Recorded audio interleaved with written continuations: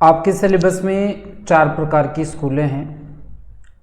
सैनिक स्कूल, राष्ट्रीय military school, model school और पब्लिक स्कूल।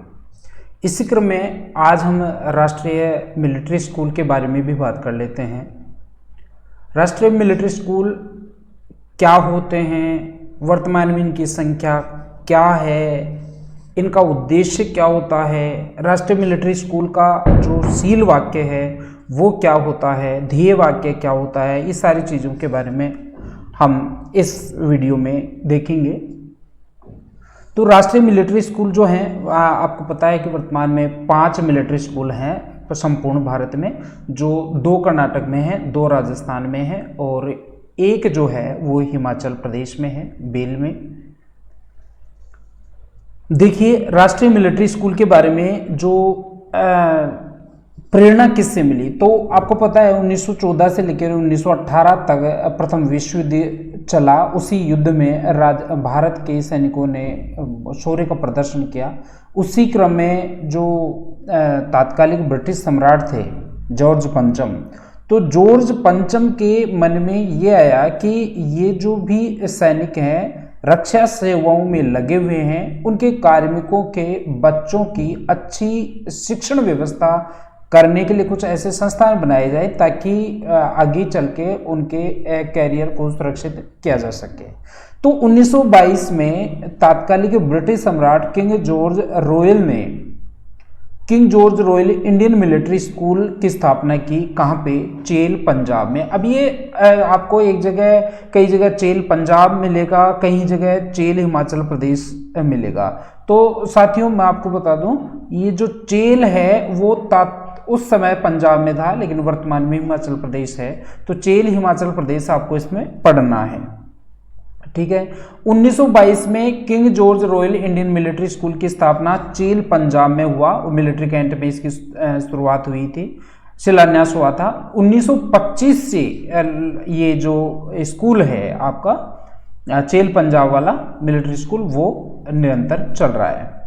अब संपूर्ण भारत में 5 मिलिट्री स्कूल हैं। इन 5 मिलिट्री स्कूलों का क्रम कई बार पूछ लेता है कि कौन सी मिलिट्री स्कूल पहले स्थापित हुई थी, कौन सी बाद में हुई थी, या कई बार 4 विकल्प यहाँ से, 3 विकल्प यहाँ से उठा लिया और एक किसी अन्य स्टेट का नाम दे दिया कि निम्न में से कहाँ पर राष्ट्रीय मिलिट्री स्कूल नहीं है। तो ये आपको ध्यान रखना है, राष्ट्रीय मिलिट्री स्कूल संपूर्ण भारत में 5 हैं।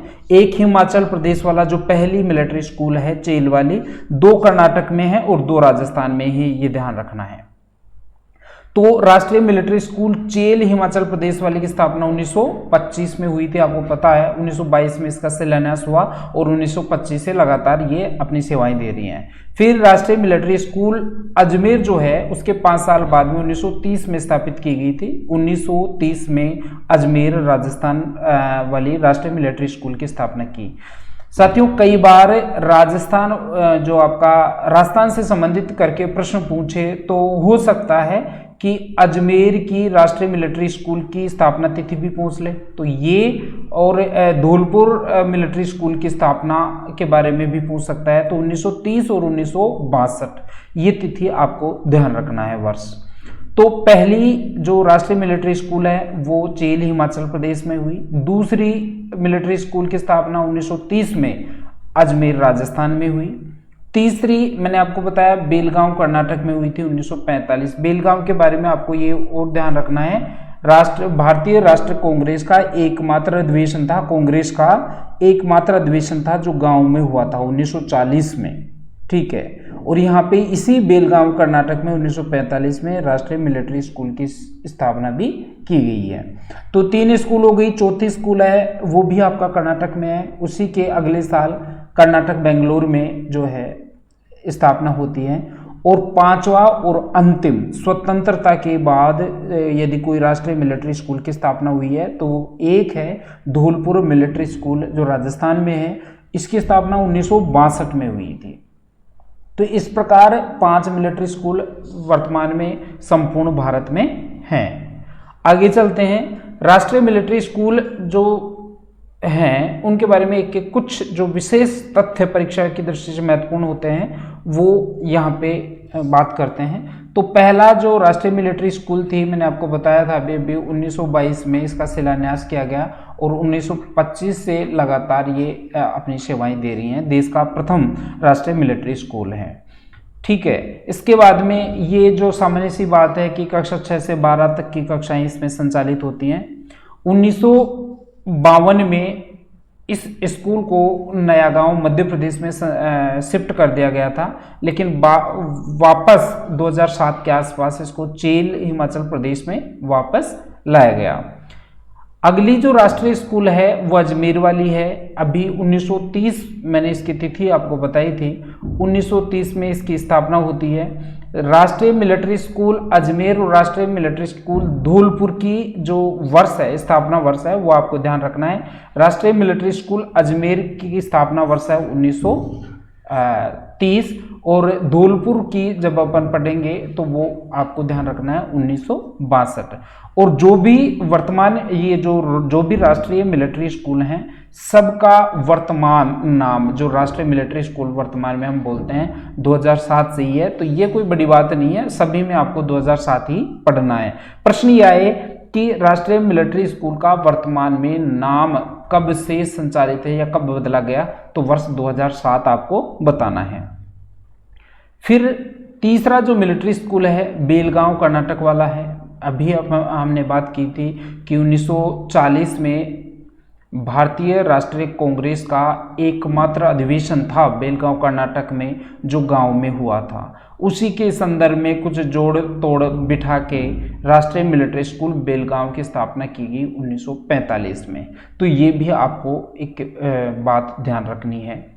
राष्ट्रीय मिलिट्री स्कूल बेंगलुरु जो है वो कर्नाटक में 1946 में इसकी स्थापना होती है और 25 जून 2007 से इसका वर्तमान नाम संचालित है।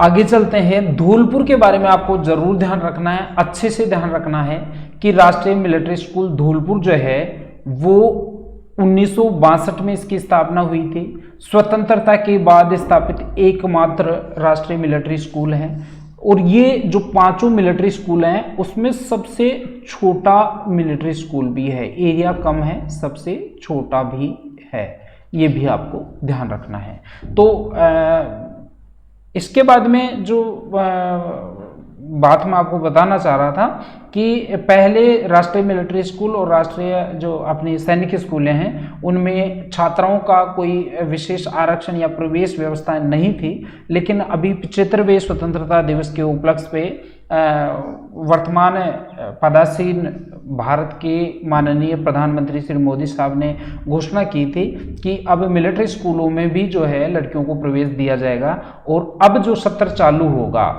2022-23 वाला, उसमें सभी राष्ट्रीय मिलिट्री स्कूलों में लड़कियों को प्रवेश देना शुरू कर दिया है। तो इस प्रकार जो है ये सारी व्यवस्थाएं होती हैं। तो राष्ट्रीय मिलिट्री स्कूल के बारे में ज़्यादा गहराई में नहीं जाते हुए इसकी मूल बातों को आपको ध्यान रखना है और उसी के हिसाब से आप अपने अध्ययन को जारी रखें।